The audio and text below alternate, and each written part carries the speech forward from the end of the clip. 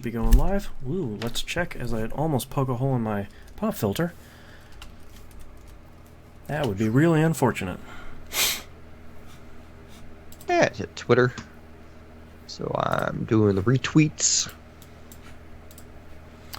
Alright, gotta do that too. Boop. Hopefully we can get more people watching us live. Alright, we are live on Twitch. Boop. And we're live on YouTube. Let's check out Beam and Hitbox. Our hottest of platforms. Hitbox never works for me though. Let's see if it'll work this time. It still looks like last week's TVGP. Alright, Beam is up.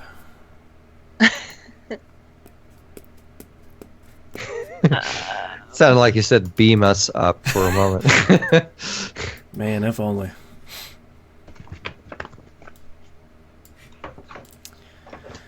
Okay. Let's give it a minute here, and then we'll start. So, how'd you fare on Doctor Strange? Oh, yeah. I got everybody, and I think I got everybody up to rank 5 except for Dr. Voodoo is his name? Oh, yeah. I got him to rank 1, and I got Wong to rank 2 or 3. Otherwise, I did okay. I think I ended up at, like, rank 2,600 on the leaderboards. I felt pretty good about that. Yeah. That's pretty good. And I didn't spend anything other than the 2 characters. Awesome. So I felt pretty good. How'd you do on this one? I went over the deep end like a crazy person. Oh no. I have not spent thousands of dollars, but I am depressed about how much I've spent, and I'm not going to tell you. But what was your leaderboard rank? Rank 260. Holy shit. Like, there was, and I was at like 700 points, but to break the top 50, I would have had to have, I think, over 2,000. Those numbers are crazy. Yeah. There was no, like, my only goal on those leaderboards were to maintain the thing that will give me, like, a shard a day kind of thing. Oh, like that top 1,000 rank or whatever it was? Yeah. Yeah. And so I managed that, and I have made the resolution with myself. I will only spend money directly on characters and nothing else. And I don't know. I may have to delete the game because, like, my original promise to myself was I will only spend money on characters I like. And then they started this Hulk revisitation event, and I'm like, oh no. Yeah, here's $20. I'll take both characters. Well, the thing is like I always wanted Pepper Potts because I think she's really cool in the game. But they did that event before I joined during Guardians of the Galaxy, like the last week. So I got, I think, just Star-Lord as part of that. So all these characters that they released beforehand, they're like, hey, you can get, you know, Red Hulk and A-Bomb and Pepper Potts, and it's only $20. I was like, okay, come on in. Here's $20. Yeah, you jerks. that's what I did. So yeah, but I'm not buying any more generators. I am. Well, okay. If it costs 1 shard to forward something, I may do that. But I'm not going to put money in there specifically for that purpose. That will be from my shard a day thing. On these events, usually the only thing I spend money on, other than characters, is like in this last event, I was using shards that you get from challenges to, you know, when you were building like those ghosts in those books. I'll spend some shards to be able to queue up more units at once. I'll get it to like where you can queue up 5 at once, because the 6th one is like 120 shards, and that's not going to work. But other than that's that, what I. Nothing crazy. That's pretty much what I did. Like, where all my money spending went on Doctor Strange was. It was like I kind of just fought the bosses with Nico the whole time and didn't use anyone else. Yeah, I used Nico, and then eventually I used the ancient one, and then eventually the 2 of them plus Wong, and that took me pretty far.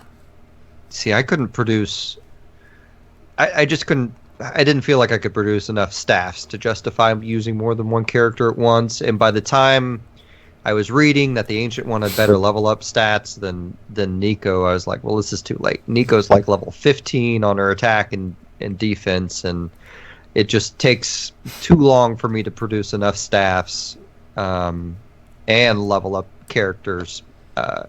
Attack and defense for me to switch my lead. So the only thing that saved me in that event was the ancient one had like a 3-hour thing that she could do that generated one type of each staff. But wasn't it just the material? Was it an actual staff or was it? Yeah, it was an actual staff. Okay, well, I was doing that too. Yeah, because I would do that and then like just have her do that. I'd check every 3 hours and just have her do it again while I'm having that thing generate those like level up things, and it didn't work out super great. Yeah, it was a pretty good event. I mean, the first week was really rough, but the rest of it was good. But they continue to get better and better. But I had said on TVGP, I think it was last week, I really like that the game is much clearer about here are the things for pay to play. If you're not going to spend any money, do not worry about those. It has like a gold outline and gold star. Here's the stuff for free to play. Here are the things that you just need to take the time to focus on, and you'll get that stuff. And I like that way better. I'm going to have to ride that line. So I can't. I am proud of myself in that I did not go after the crate. I would have spent even more money, I think, that way. Well, that crate was pretty crap anyway. You could just look at it and be like, I don't want any of this stuff. Yeah, pretty much. But I will tell you, beating all those bosses through... I say that. I guess I didn't start going through 4 tiers of the bosses until it required me to get a cage or something. Oh, right. So, like, the first 2 bosses I only got, like, 14 in, and the last 2 I went all the way, and you make a lot of freaking money doing that, which is how I afforded all the level ups. I think that's the one thing I'd like to see them fix is I was able to get the Red Skull cage early on when I started, but ever since then, without spending a ton of money, you can't come anywhere close to getting those cages. And it should be, if you're really dedicated to the game, but you're still free to play or sort of pay to play light, you should be able to get within range of it if you're checking it every half hour, every hour. Like, you're really on top of it. Should still be able to do that. But I was clearing halfway through the second wave, and that's as far as I could get. Yeah, they're very pay to win on that stuff. Yeah, it's unfortunate. Frustrating. All right. Looks like we have a couple of people joining us now. You guys ready to kick this thing off? Sure am. Let's do it. All right. Let's get started in 3, 2, 1. Welcome back to another episode of Picking Up the Pixels RPG Love. I'm your host, Boston, and joining me, as always, is Musum. Hey! And Mina. Hi! Let's just get right down to it. Musum, what have you been playing this past month? Well, let's just start out with the big gun. Started Final Fantasy 15 the other day. Starting off with a showstopper. Yeah, I mean, may as well. Yeah. I gathered, like, from pre-discussion, it sounds like Mina played this a whole lot. A lot. Just started at Boston. Yeah, I'm about 2 hours in. I think my game counter says I played for 7 hours, but I keep putting it on pause and doing something else for a while, so it's probably more like 4 hours. But keep seeing treasure marks on the map and saying like, "Ooh, I got to go get that." Yeah. So that game is decent ways in. I don't know how long this game is, but decent amount. Are there any like chapters or anything? There are chapters. Okay. So you at least have an idea of like, oh, I'm on chapter X instead of like, oh, I'm 20 hours in. So I just hit a point where I had to take a what are they called? I had to take a ship across a body of water, and an event happened. Is the movie that event? Do you know that, Mina? Because I assume you're farther than that. What I'm talking about? Yeah. Okay. I actually have not seen, like, okay, so I was told that several people watched the movie or whatever all that stuff was, and they said it was pretty spoilerific of what the game is going to have, and I backed my way out of that. I'm like, I don't want to hear about none of that, so I don't know. Maybe that's what they were talking about. Yeah, it's my impression that Kingsglaive is kind of a prequel, and I've heard some people say, like, oh, you really need to watch it because it explains stuff about, like, Noctis's royal house and the world and stuff, but I don't know if I care that much. I kind of just want to go on the road trip with those 4 cool dudes and just learn about it as we go. I've heard it's a bad movie, but it came with my copy, is why I'm trying to figure out when I can watch. Yeah, mine too. It came in, I got the deluxe edition with the cool Amano steelbook, and I saw it and I was like, I'll just start the game. So, okay, I'm a decent ways into it, so I feel like the game itself can kind of give you context clues, and if you're like immersing yourself in this story, you probably got a good idea of. Now, I haven't seen them, so I could be wrong, but I feel like just paying attention, you get a kind of backstory with these characters. Occasionally, and so this is like advice for playing the game, try to. There's different campsites and different places you can rest at, like inns or whatever. I suggest trying to stop at each of them at least once, because they seem to open up more backstory for the characters. If you go to the same campsite somewhere, you're not going to get a new event sort of thing happening. Right. So I guess if you don't care, then just keep going to the same ones. So that way you don't have to do these little character building things. But I'm actually enjoying them so much. I go out of my way and I'm like, have I ever been to that campsite? We need to rest here. And go level up a little bit. There's so many things I could say about this game that... Well, like at the same time, like you also... Like I ate at a diner in the game, and it gave me a new recipe. Yeah, so, okay, the game doesn't tell you that, but you should do that. You should try every location's, like, local fare, just to, like, unlock more recipes for your characters, because they give you stat boosts and stuff. Yeah. And, also, when your character learns the recipe, he can make it himself, and with the character points you spend, you can make that food last even longer than the food you would eat at the restaurants. Right. So I just to kind of rewind the conversation a little bit. I don't know if I'm the only one thinking this, but like mechanically, how you explore the world and how combat goes, this reminds me a lot of a Xenoblade Chronicles game. Yeah. Yeah, it does. Yeah, it's this cool. I like that it's open world, but there's no real old school Final Fantasy like whooshing in loading screen. It just sort of everybody pulls out their weapons, the bars show up at the bottom, and you're fighting some sort of deer. I don't know what I'm fighting half the time. But I will warp strike to it, and I will enjoy doing it each and every time.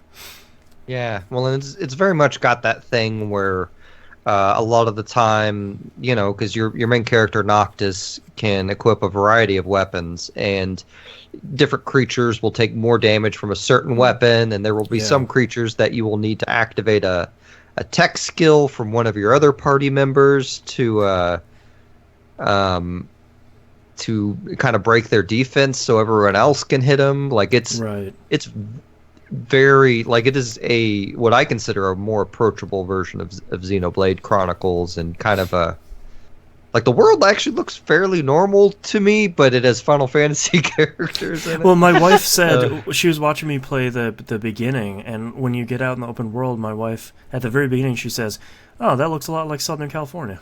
Like it just looks, it does. Kind of normal.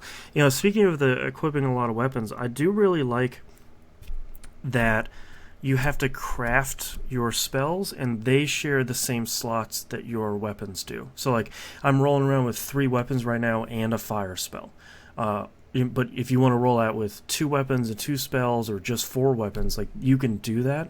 And it's just dependent on what you want to fill your slots up with. That magic system is really intense when you really get into the meat of it. I don't know. Have you messed around with it much, Musim? I haven't.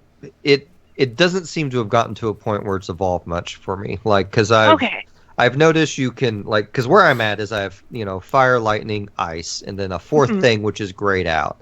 And I can put 0 to 99 into a spell, and it will create 3 of that spell, no matter what. Right. And it just affects the potency. But right. I was gonna I tried to mix and match, but the preview thing made it sound like it wasn't gonna. So I haven't gotten beyond that.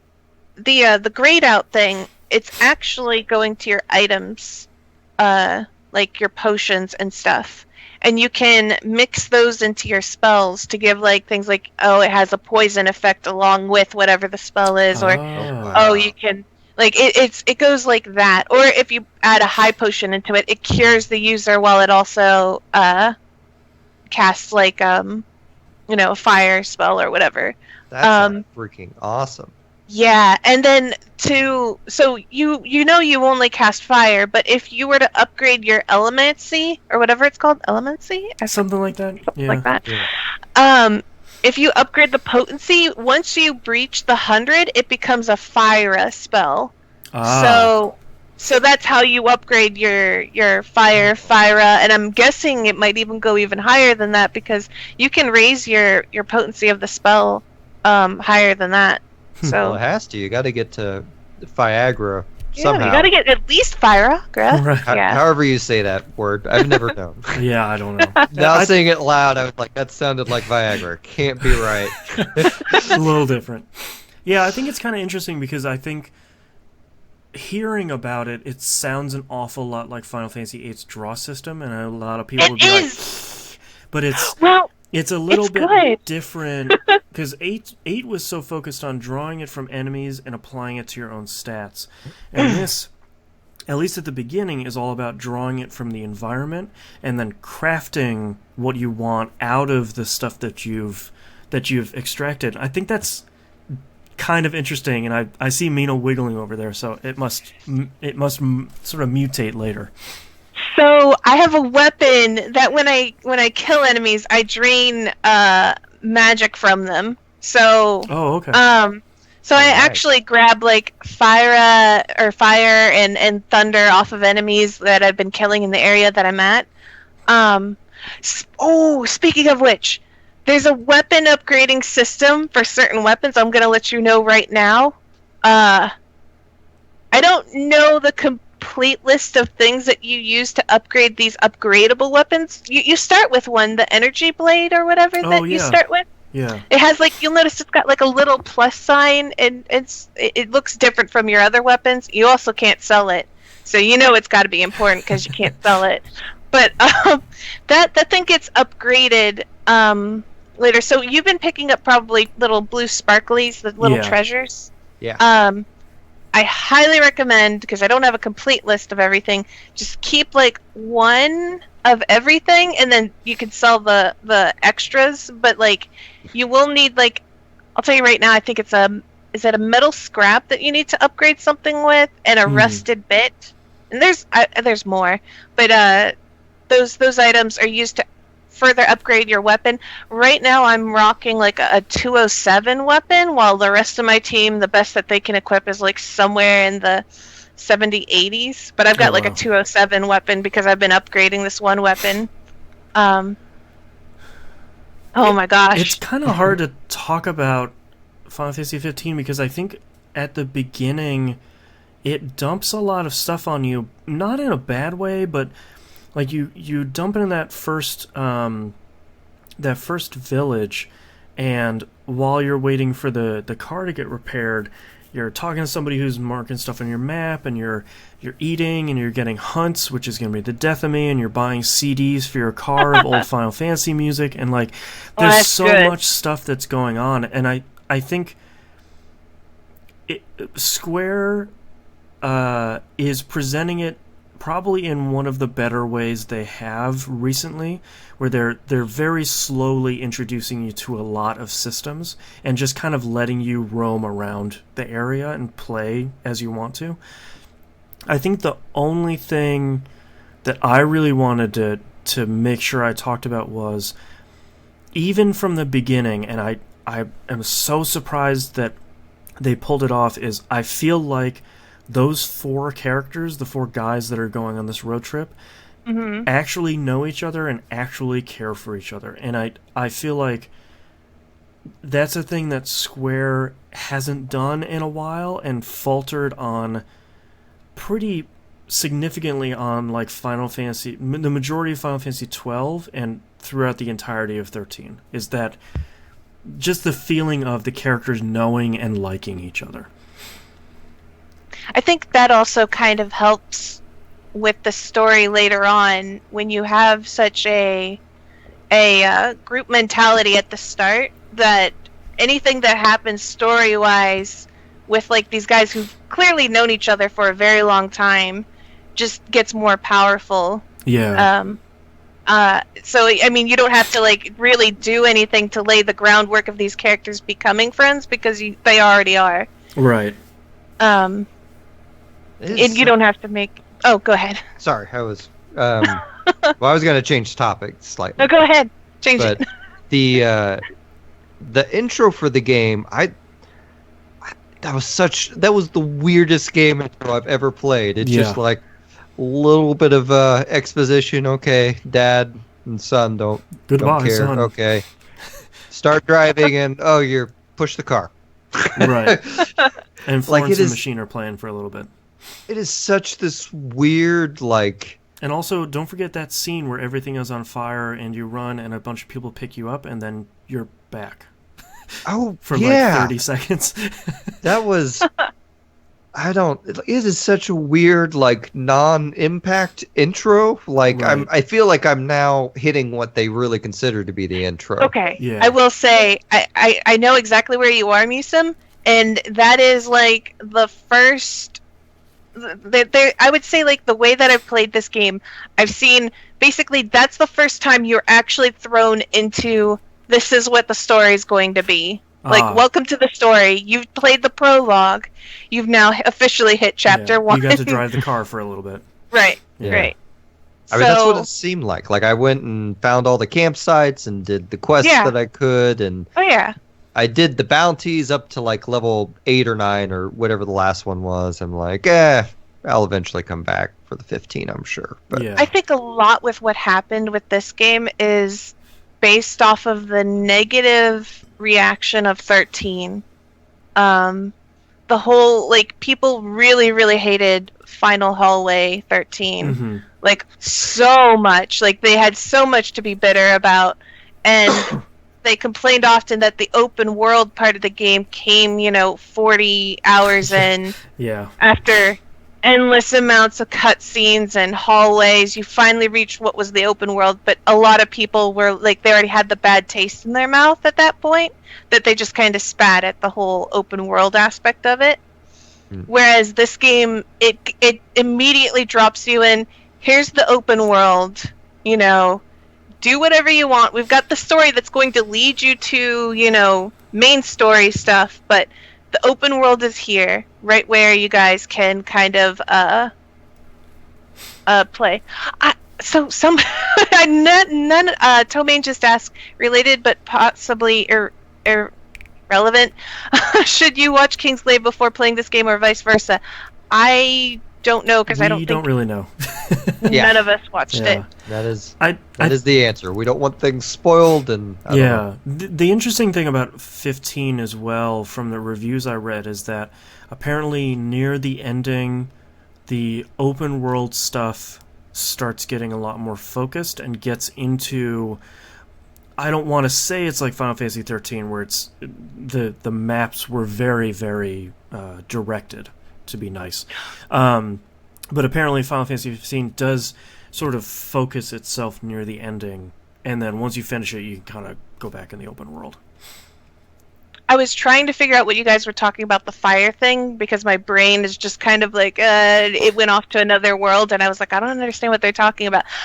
Oh, so that scene, if you looked really closely, the character you were playing as, Noctis, or whatever, that's a way older looking Noctis. I am 99% sure that's supposed to be your father and his crew. Oh, that's what I was thinking.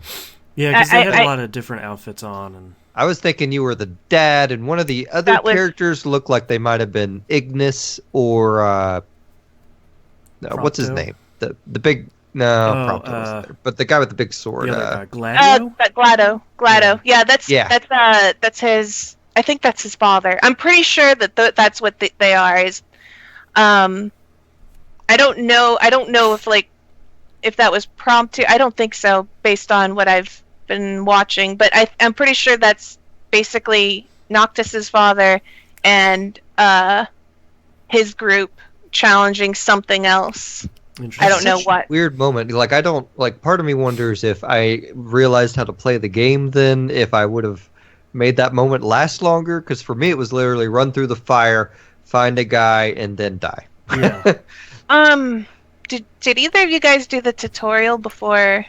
I went into it and I said, "Well, I don't want to do this right now. Let's skip it." I did do the tutorial and thought I had an idea of how it should work, and I did not feel like I knew how it should work after that intro thing. For anybody that's starting it, I would personally recommend skipping the tutorial, and the first couple missions in the game teach you how to use the warp strike and warping onto stuff and fighting enemies. I feel like the beginning of the game did the tutorial's job pretty well. I think the tutorial is good though in the event that you can't figure it out. Yeah, because you can get to it from the pause anytime. Menu. Yeah, it does give you some more useful information. It does, though, and you could find it out on your own. But whenever you warp strike to a highlighted warp strike position, like on a wall or something, like you'll heal quicker and regenerate your magic quicker, and it explains a lot of that stuff. I agree. There's various little bits in there, but it's such a slow and long tutorial. That tutorial could have sped up a lot faster. I agree. And the fact that they take control away from you through half of the tutorial, where it's nope, you can't move forward or do anything. You just have to press the button we tell you to.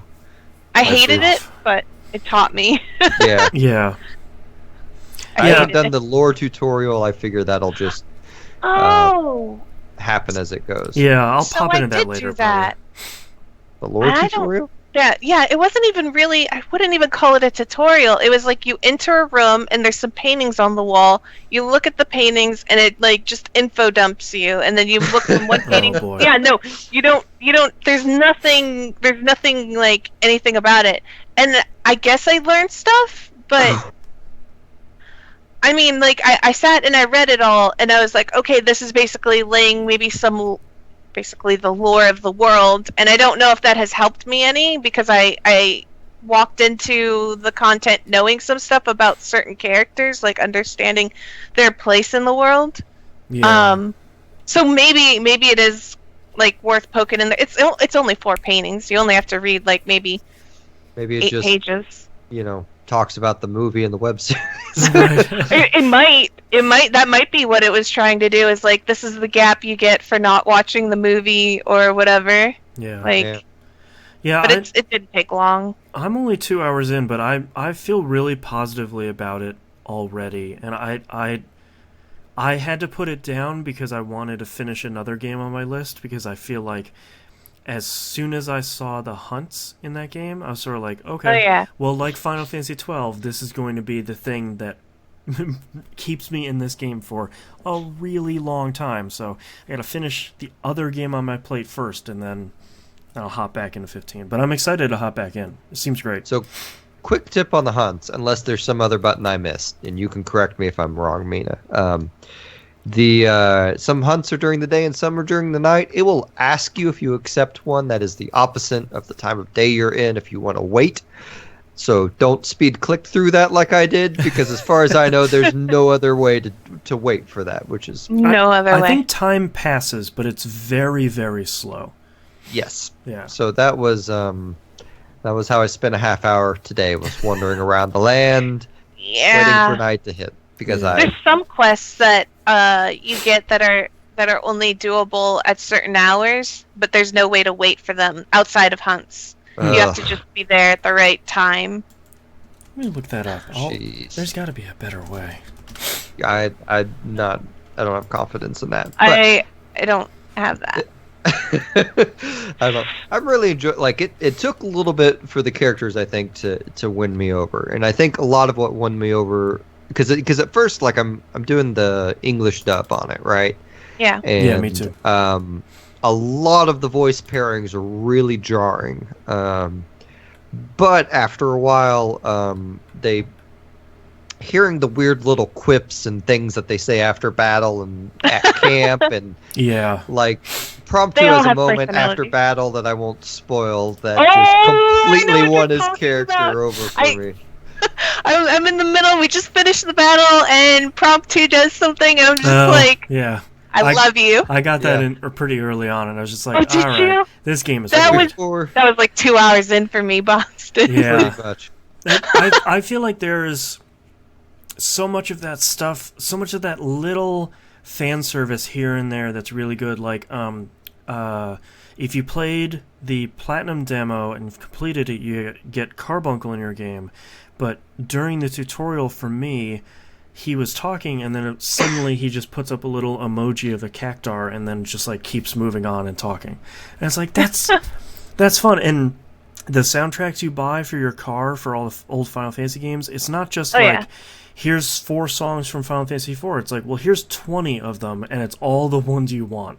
And here's 30 of them from Final Fantasy VII. You know, it's not only fan service, but it's kind of the ones you would want as a longtime Final Fantasy fan. So help me out, because I have bought these soundtracks. Mm-hmm. I cannot for the life of me find the MP3 player, but I seem to have a radio when I'm in my car, but it only plays Final Fantasy 15 music. Yeah, so it is that, and if you keep paging through, if you keep hitting right or left, it'll start going through old Final Fantasy stuff. It kind of has to If you hold, you'll jump albums. You have to hold right. Okay. Like, which, of course, they don't explain to you. No. Don't tap it, because tapping it just goes through, like, track to the track.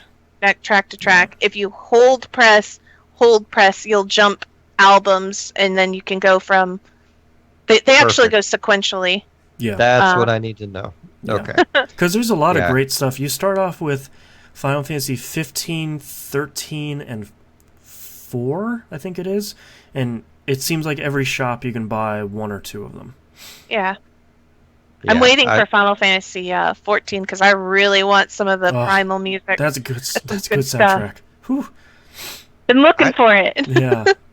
I like a lot of the non-ambient music in Final Fantasy 15 so far. Mm-hmm. Like, the ambient music isn't really hitting me, but like anytime something happens and they do that, I'm enjoying it. Although some of their music cue start and stops are really weird. Like I went fishing, and as a fish is attracted to your bait, it starts this music, and the moment you lose the fish's like interest, like the music just cuts off. Like it's really jarring. Like how it happens. It's like you failed. You don't get any more music. It didn't feel like I thought something glitched and like my disc stopped reading or something. I'm like, is there a scratch? Because I've had a game do that to me before, where the sound just cut out, but I could still play the game. But Wow. I don't. This is such a weird game. Yeah, I'm enjoying it though. Yeah, I don't want us to sort of belabor it too much, because we'll probably talk about it next month. Because all of us will have probably hit quite a bit more of that game. Done by next month. I mean, let's be real, Mina. You're gonna have beaten it twice next month. I you'll have actually beat want it. to I'll play be this halfway again, through. and I'm not done. Yeah, platinuming it. Yeah, so let's keep moving on. But yeah, so far I think all 3 of us are surprisingly pleased with 15, which is I'm really pleased. Exciting. So let's see. I also played some Warframe off and on. They're doing a contest right now. I think it's because they got to have a trailer at the Game Awards, which unfortunately for them was immediately after Kojima's trailer. Oh boy. Which was kind of fun, and it was weird because like the Warframe has this. They do a lot of community stuff, right? They like every 2 weeks to do a Twitch stream.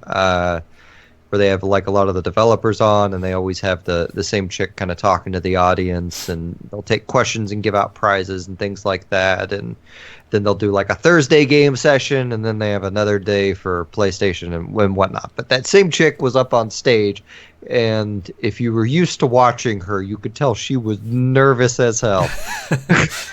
That's a big, scary show, though. That's not too surprising. Yeah. But anyway, so because they got on that show, they're doing this month-long promotion where you sign up for an account and play the game. You'll be entered to win like one of their prizes, where the top prize is like a PC gaming system type thing. But let me think. I talked about the last update last month when we did this. So currently I've basically kind of filled out the new area you open up through the last update, and finally hit my 100-day login prize, which surprisingly I hadn't gotten, but it's because they just started doing the login prizes like about 9 months ago or something like that. And you know, that was about when I decided to take a half-year vacation from the game. But they give you like a free pistol at that point, and the pistol already has the item that doubles its mod points available, which is one of their like Warframe's main pay to play kind of areas are inventory slots, mod points on weapons, because they have specialty items you equip in the weapon to double those. And modding again is how you basically level a weapon up. So that was nice that it came with that. But other than that, I've just been kind of filling out things. I explored their new system for acquiring prime weapons. Prime weapons and frames are things you can't buy through the store. You have to go and earn them somehow, or you buy their big prime package that they release every 3 months, and they will, like, every 3 months they'll release a new prime Warframe and a new prime weapon and package them all together, and you can buy them, and it comes with a couple credits, and I consider that kind of their monthly pay fee if you buy those. Almost like their season pass per quarter. Yeah. Because it's basically, $100 give or take, depending on which package you go. And, it'll give you more than enough credits to get whatever you want, assuming you don't want all 200 or so weapons in the store. But, like, if you keep up with the game, it is more than enough credits. Right. And if you don't get those, then you have to kind of go on these prime hunts. So the way it used to be is you would do a mission, get a prime key, or get a void key, and then go to one of these void missions and hope one of the void missions drops it. Well, now what they do is it's similar but subtly different in that you go on a mission, you get a relic. The relic has a chance to drop one of like 5 or 6 things. You can level the relic up to heighten your chances of getting one of the more rare items that'll drop out of it. And then you run a void mission, which just takes place on the regular map anywhere.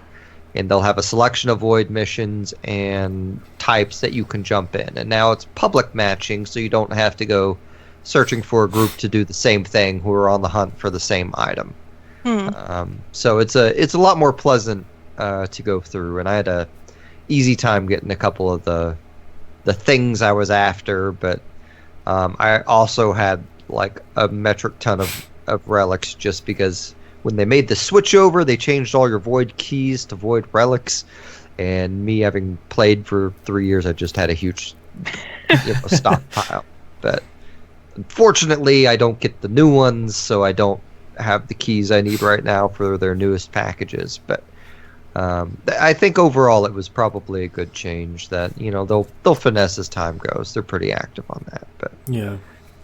And then last but not least, I played a little bit of something that it sounds like Boston played a lot of, and that is Deus Ex Mankind Divided. I did. I started and finished it this month.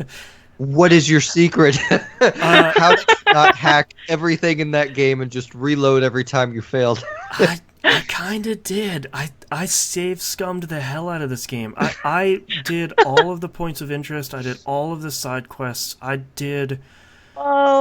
think the thing that saved me was I didn't really explore the city too much, honestly. Like, I would explore, if it would say, go up to this building and you need to get to the top floor, I would explore around to see, okay, can I super jump up to an awning across the way and then kind of shimmy up and remote hack a ladder down and then run that way?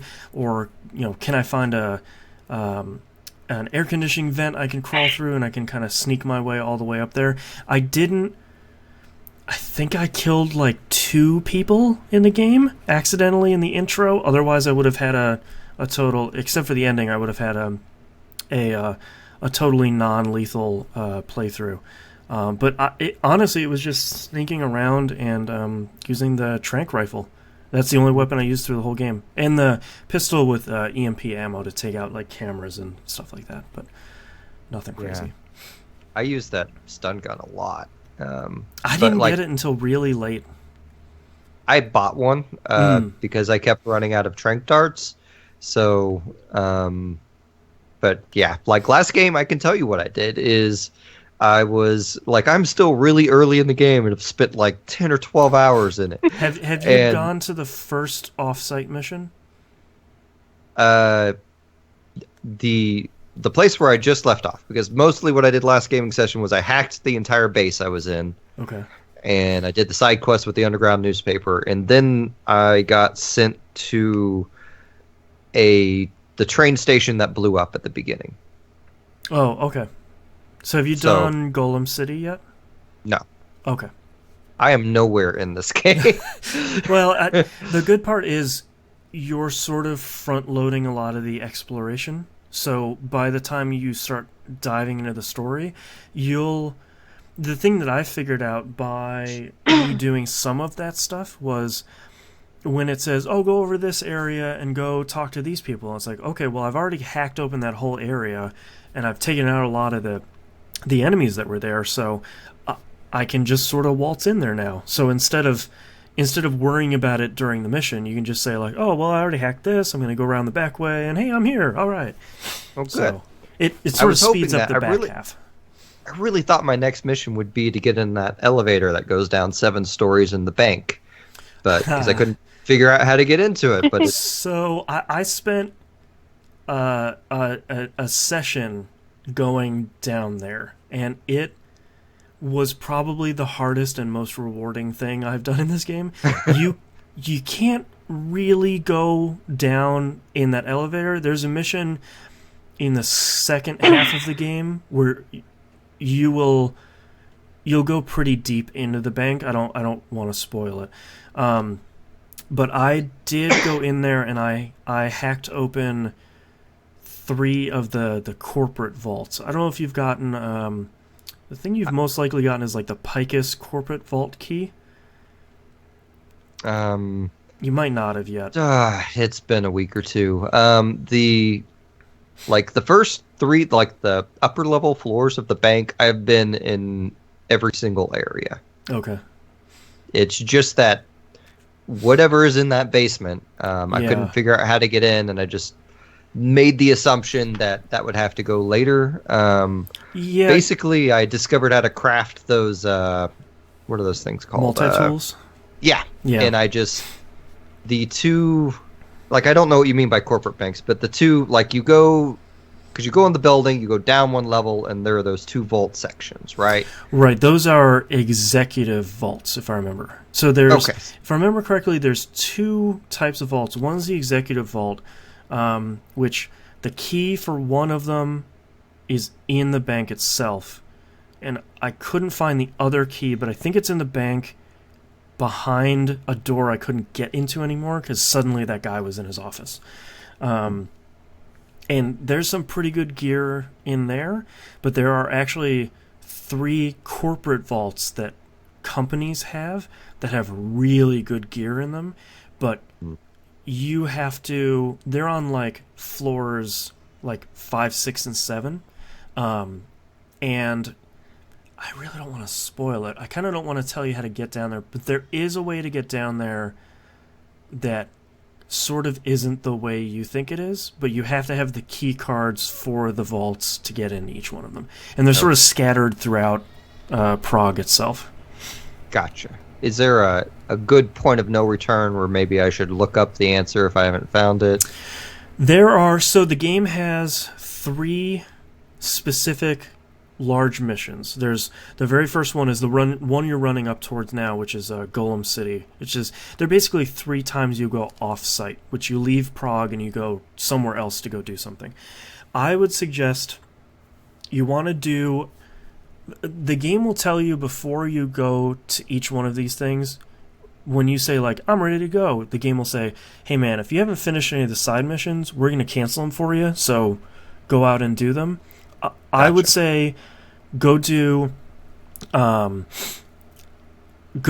many side missions, go do all the side missions, because they're all pretty interesting, and usually a side mission will give you another side mission in, like, the next chapter.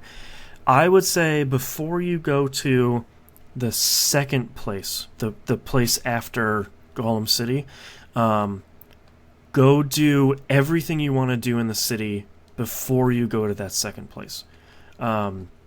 Especially if you want to break into that bank. I don't really want to spoil it, but the game will get harder after that point to where you're not going to want to go do it. Gotcha. Yeah. Okay. Yeah. That's, I think most of the Deus Ex games, because the original Deus Ex, you had New York, you could freely wander around, and then eventually you'd come back, and guess what? You're a wanted person. Oh, right. So hide the entire time you're there. And I'm pretty sure Human Revolution had a section like that, so I'm expecting Prague to become a hot spot for me at some point. But right. Devious Furball in chat says the beauty of that is that exploration opens up other things rather than route A or B. You open up routes C and D too with extra story bits.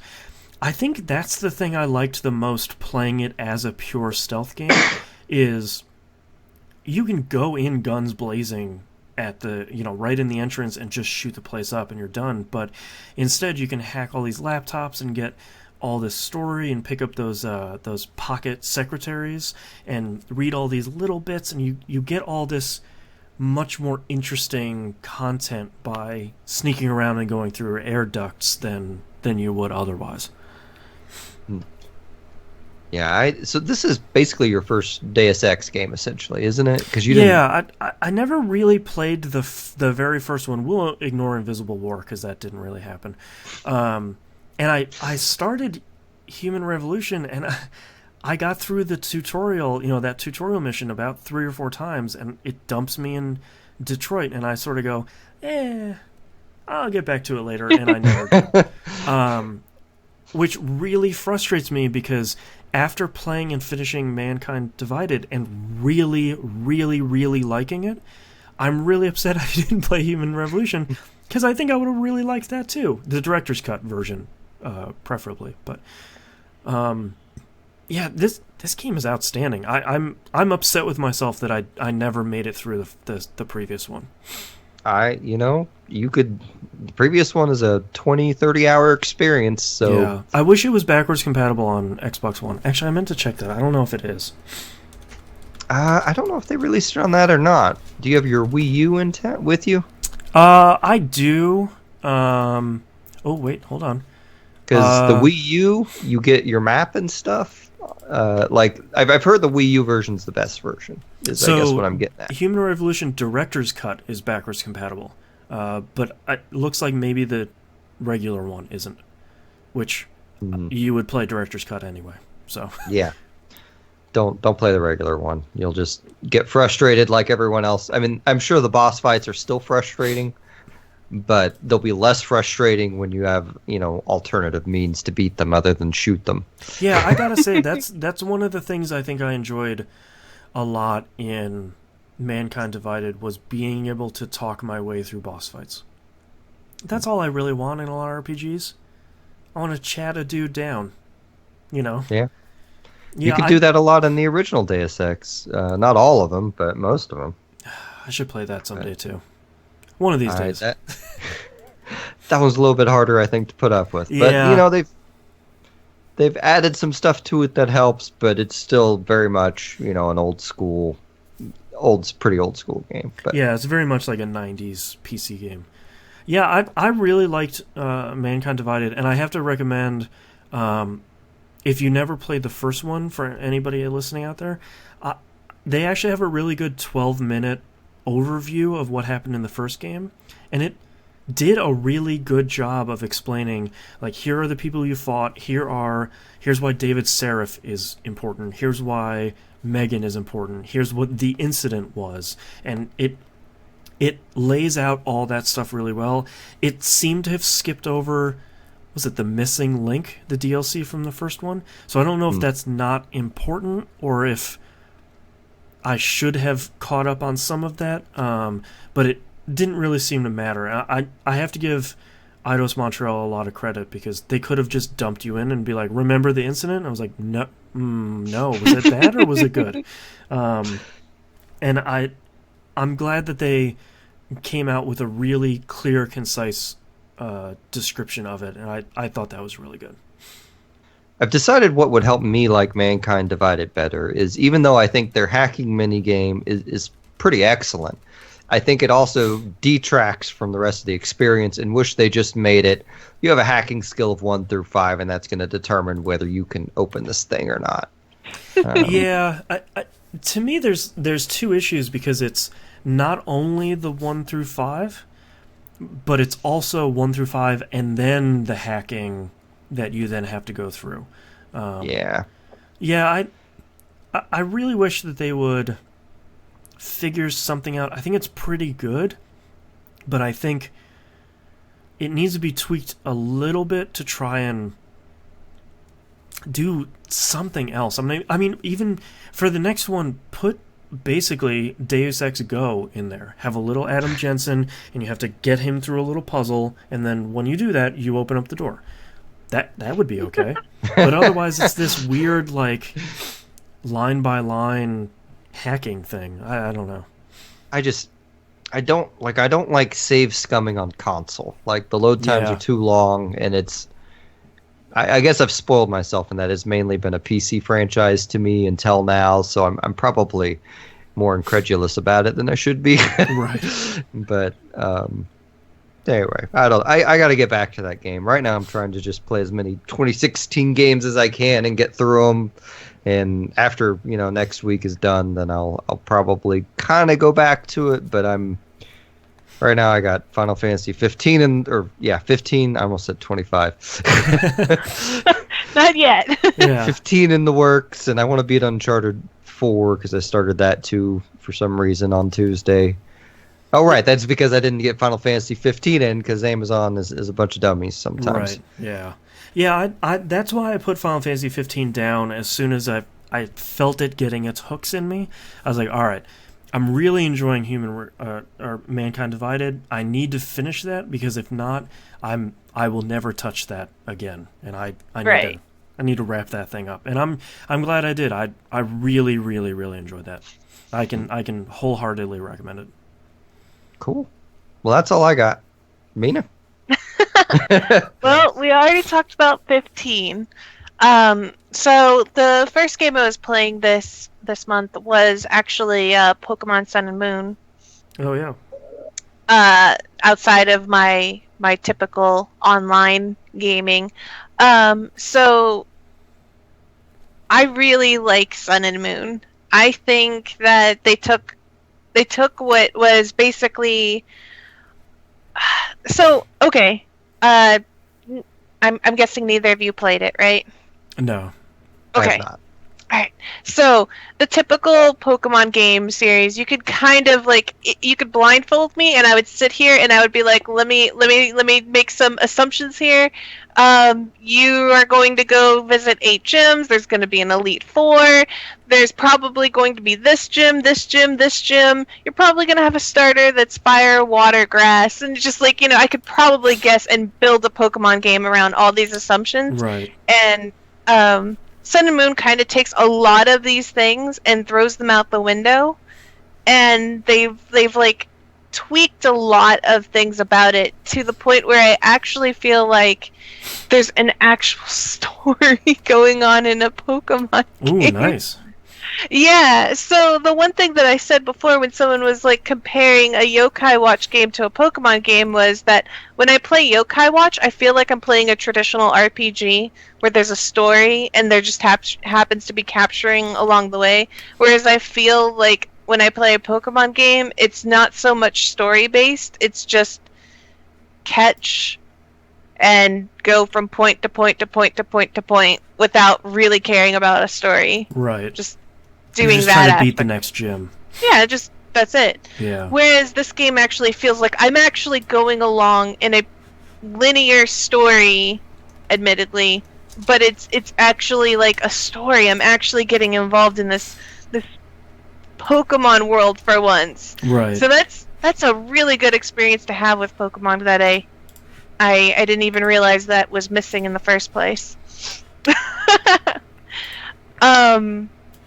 The villains of the new Pokemon game probably, if I didn't love Team Rocket so much, and maybe I'm just like being a holdout because I'm old and I like Team Rocket.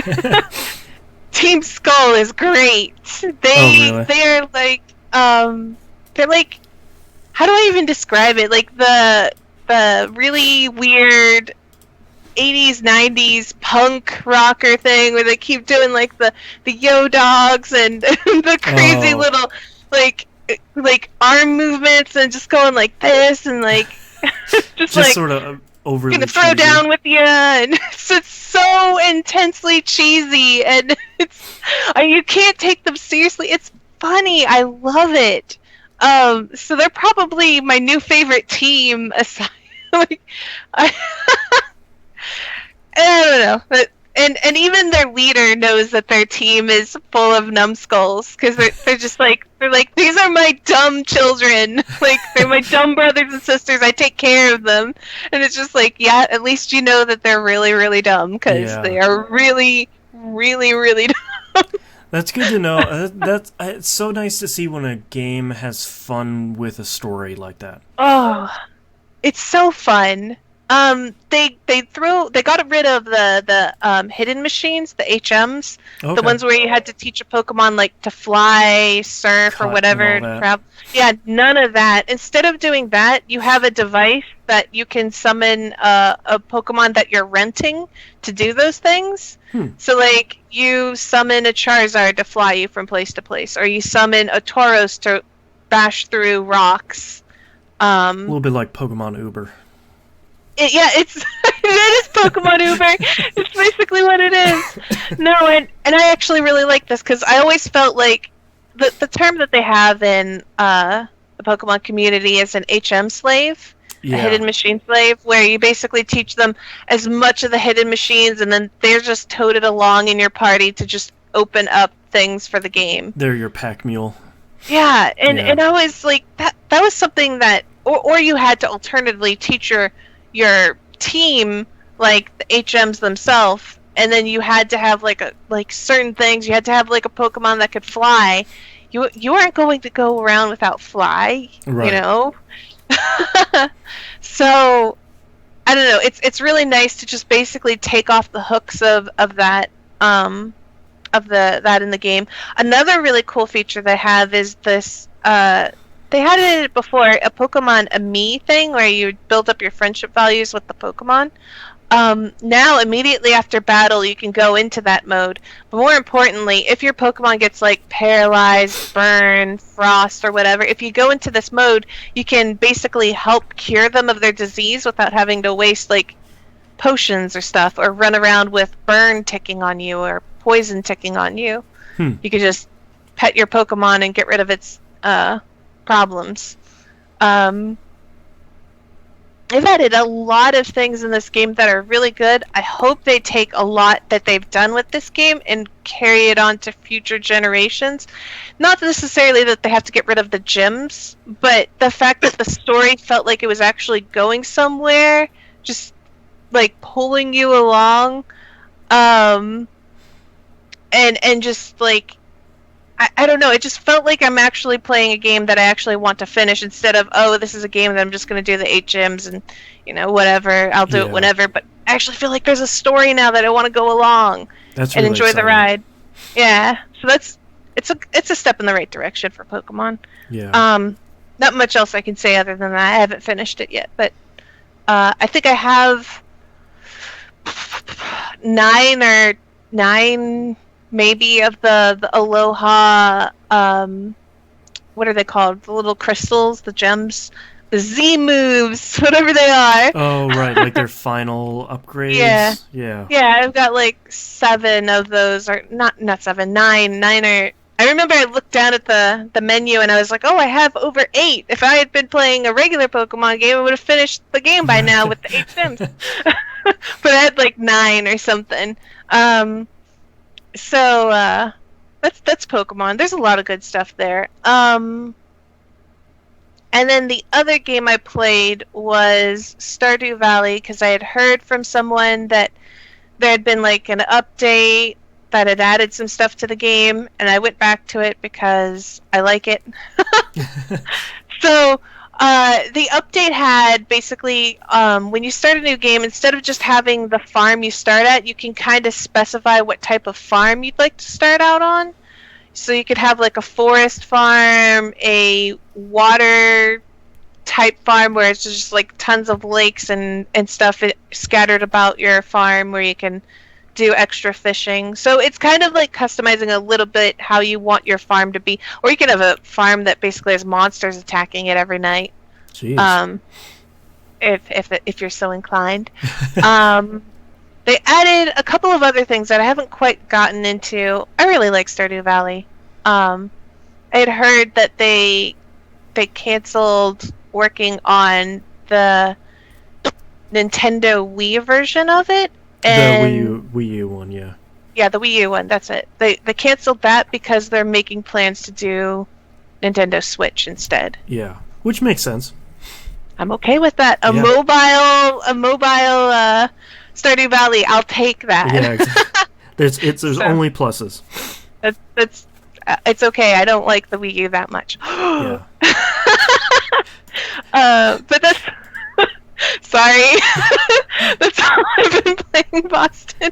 Unfortunately, we already talked about the 2 RPGs I played this month, so let's.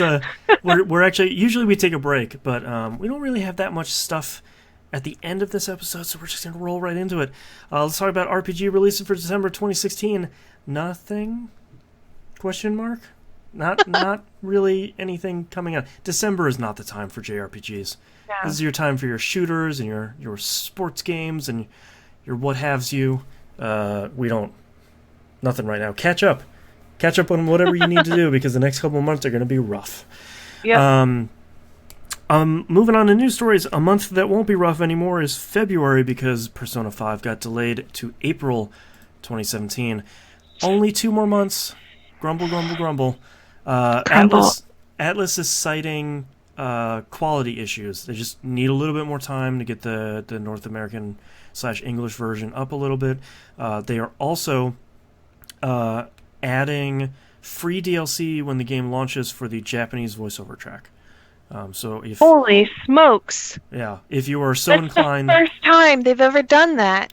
Yeah, it's kind of nice to see. I almost get the impression that they were going to do that anyway, but it might have taken another 2 months, and people would have probably been done by that point.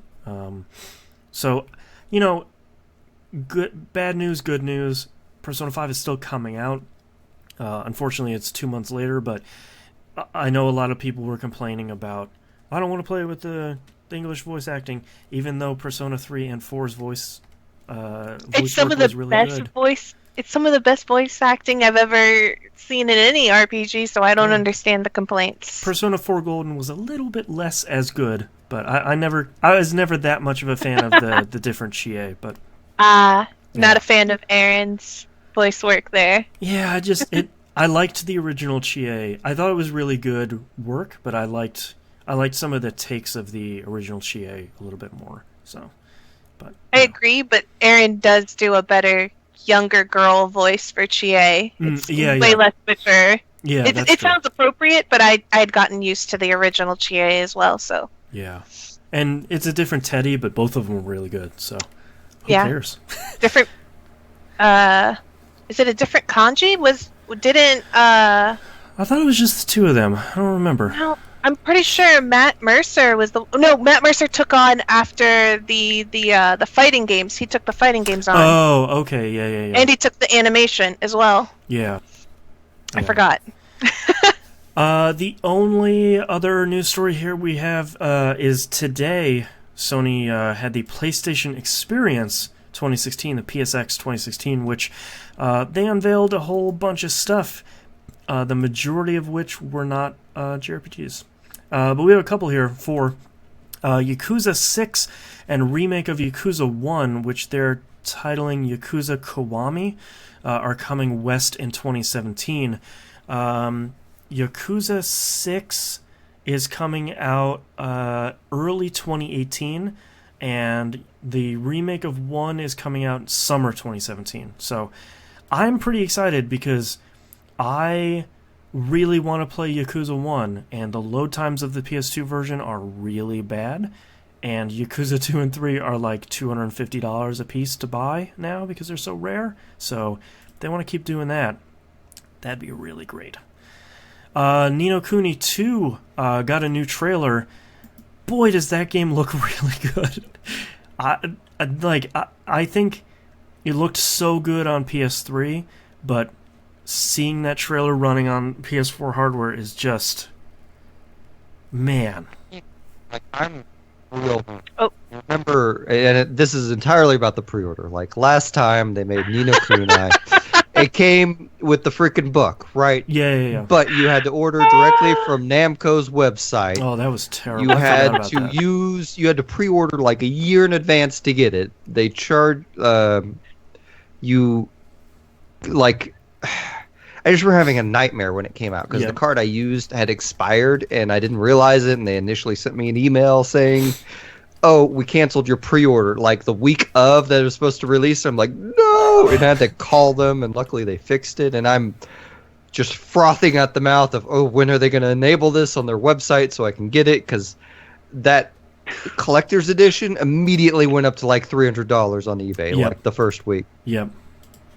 I still remember the rage you had about that game. I forgot about that. so bad because Ni no Kuni was such a good game. Yeah. It's and I have it. You know, I never You still never played? Okay. I played it. I played a bunch of it. I really liked it. I just had rage over the pre-order thing. That was my only issue. Like the quality of the materials, like that book is great that I got. I dislike the in-game version of it, and you know. I really hope with this second one they take a lot of people's feedback to heart, because the first one was really good, but often it got really grindy, or the missions were a little bit sort of meandering, and it could have been tightened up. And I'm really happy they're taking another shot at it, because I feel like they can make Ni no Kuni 2 really, really, really good. Fingers crossed. Well, that main character, he's got like fox ears or something, and his sidekick chick looks like a young version of Princess Mononoke. Yeah, it's all bonuses. Yeah, I'm ready. Square Enix's surprising sequel, Nier Automata, is now has a release date of March 7th, 2017. I should probably play the first game of that more than the couple hours I spent and enjoyed. That trailer looks freaking awesome. Like, I don't know I'm ever going to have time for the first game, but I'm down to try Nier Automata. Yeah, the problem about the first game is it's not very long, but I think like maybe sub 20 hours, but you sort of have to play it 3 times. And then at the end it deletes your save file. So yeah. Apparently the story is done by that point. So you have seen everything, so you're done. Okay. So I respect that. I like it. And last but not least, Ys Origin is coming to PS4 and Vita on February 21st, 2017. As far as I can tell, I wanted to dive a little bit deeper into this. I think it's a remake of the very first Ys game, which is... Yeah, it's already out on everything else. Oh, okay.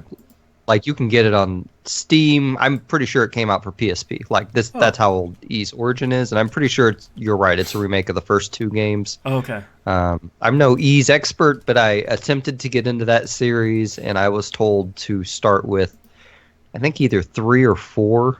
Something like that, yeah. That the first 2 were just too old to kind of deal with. That is, I don't know. I didn't get too far in 3, but because it's very hard. Yeah. Magnatech in chat says, "Wow, that wasn't on Vita yet." Yeah, I don't know why it didn't come out on Vita. That seems like a. Magnatech in chat says it's a prequel to the first one. Okay, so it truly is the origin story. Okay. Never mind. I have no idea what I'm talking about anymore. Yeah, I forget everything I said. I never picked up Ys for some reason. I don't remember what platforms it was coming out on. Ys Chronicles were 1 and 2. That was it. And I've been told Chronicles are too old to play. So yeah. Okay, thank you, Magnatech in chat. Has saved us the true Ys expert helping us out here. I'm just glad you're saying it right, because I'm so bad about saying... Well, the only reason... Why do I know how it's pronounced? I don't remember. I remember, I think it was like Next Gen magazine in the 90s wrote this whole article about how it's Ys and not Ys. And I was sort of like, okay, I mean, if you're that upset about it, I'm just going to call it Ys now. Sheesh. Man.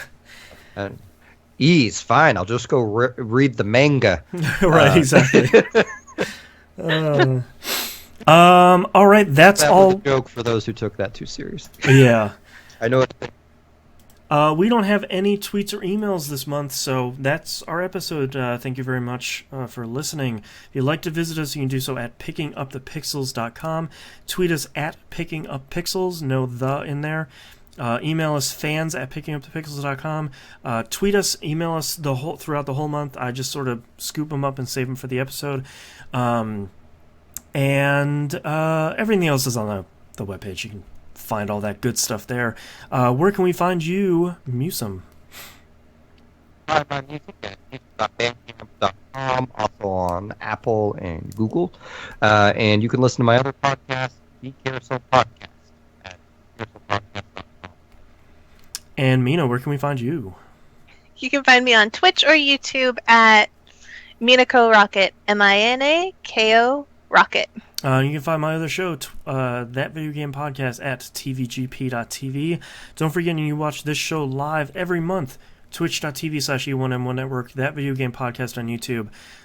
You can find us on Beam and Hitbox. If there's anywhere else you want to watch us or listen to us on, shoot me a tweet or an email. Let me know, and we will figure it out. Thank you very much, Musum and Mina, for joining me yet again. Thanks for having me. And our adventure continues next month. Musum, you, all of a sudden, I think your mic went wonky and gave us super robot voice. Great. Okay. Yeah. Am I still robot? Still robot, yeah. Very robot. I don't know if it's Skype or your mic, but... I've already got it. Yeah. I'm hoping it's Skype. Yeah. All right, well, thank you very much, everyone, for watching. We really appreciate it. We will be back the first week of January. Have great holidays, everybody. Bye. Bye. Bye.